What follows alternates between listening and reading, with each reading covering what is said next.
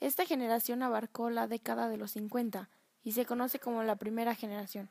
Estas máquinas tenían las siguientes características.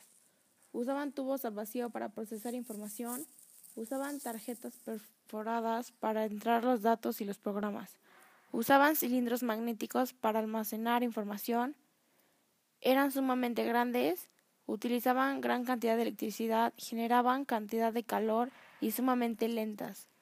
Se comenzó a utilizar el sistema binario para representar los datos. En esta generación las máquinas son grandes y muy costosas. La computadora más exitosa de la primera generación fue la IBM 650, de la cual se produjeron varios cientos. Esta computadora, que usaba un esquema de memoria secundaria llamado tambor magnético, que es el antecesor de los discos actuales. Segunda generación, de 1958 a 1964. Esta generación, las computadoras se reducen del tamaño y son menos costosas. Aparecen muchas compañías y las computadoras eran bastante avanzadas para su época, como la serie 5000 de Burroughs y la Atlas de la Universidad de Manchester. Algunas computadoras se programaban con cintas perforadas y otras por medio de cableado en un tablero. Las características de esta generación son que usaban transistores para procesar información. Los transistores eran más rápidos, pequeños y más confiables que los tubos al vacío. 200 transistores podían acomodarse a la misma cantidad de espacio que un tubo al vacío. Usaban pequeños anillos magnéticos para almacenar información e instrucciones. Se mejoraron los programas de computadoras que fueron desarrollados durante la primera generación. Se desarrollaron nuevos lenguajes de programación como COBOL y Fortran, los cuales eran comercialmente accesibles. La Marina de los Estados Unidos desarrolla el primer simulador de vuelo Whirlwind 1. Se sugirieron las microcomputadoras y los terminales de distancia. Se comenzó a disminuir el tamaño de las computadoras en la tercera generación. En la tercera generación, de 1964 a 1971. La tercera generación de computadoras emergió con los desarrollos de circuitos integrados. En él se colocaban miles de componentes electrónicos en una integración en miniatura. Las computadoras nuevamente hicieron más pequeñas, más rápidas, desprendían menos calor y eran energéticamente más eficientes. El ordenador IBM 360 dominó las ventas de la tercera generación de ordenadores desde su presentación en 1965. El PDP-8 de la Digital Equipment Corporation fue el primer mini ordenador. Las características de esta generación son que se desarrollaron circuitos integrados para procesar información. Se desarrollaron los chips para almacenar y procesar información.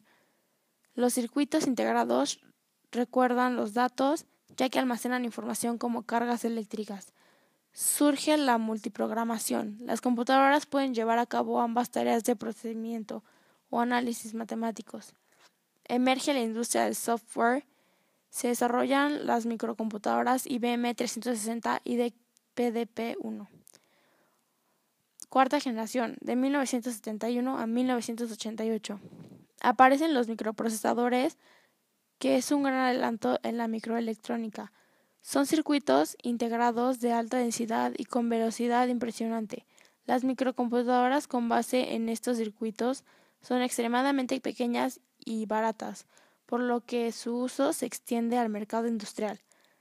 Así que nacen las computadoras personales, que han adquirido proporciones enormes y han influido en la sociedad en general sobre la llamada revolución informática.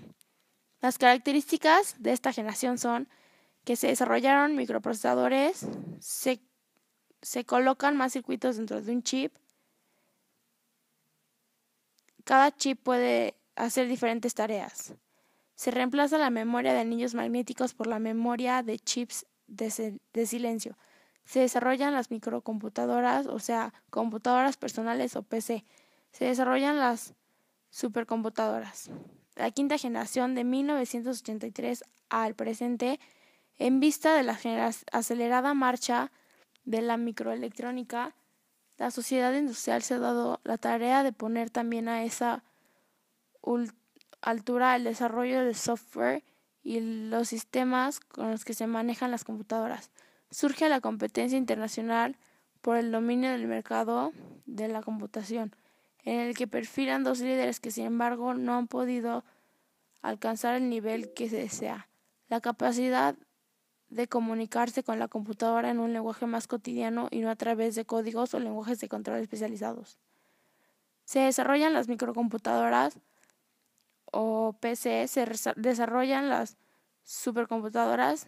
Inteligencia artificial. La inteligencia artificial es el campo de estudio que trata de aplicar los procesos del pensamiento humano usados en la solución de problemas a la computadora. Sistemas expertos. Es una aplicación de inteligencia artificial que usa una base de conocimiento de la experiencia humana para ayudar a la resolución de los problemas.